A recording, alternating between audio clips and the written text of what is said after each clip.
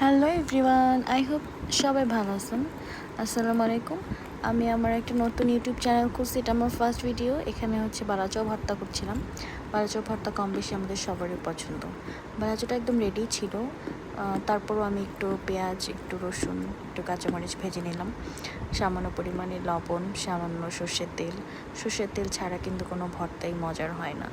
এটাই যেন বেস্ট লাগে, সর্ষের তেল দিয়েই ভর্তার আসল স্বাদটা আসে। আর ভর্তা যদি সর্ষের তেল না দেন, দেখবেন যে ভর্তাটার সেই আমেজটা আসতেছে না, ঘ্রাণটা আসতেছে না, কেমন যেন ফ্যাকে লাগে। ভর্তায় অবশ্যই সর্ষের তেল দিতে হবে আর কাঁচা পেঁয়াজ।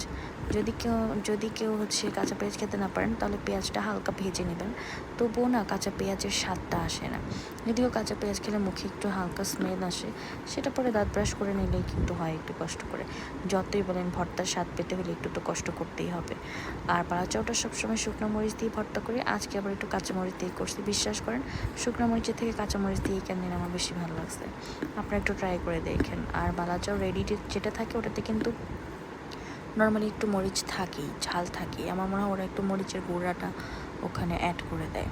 তো যাই হোক, আজ এই পর্যন্তই। Thank you.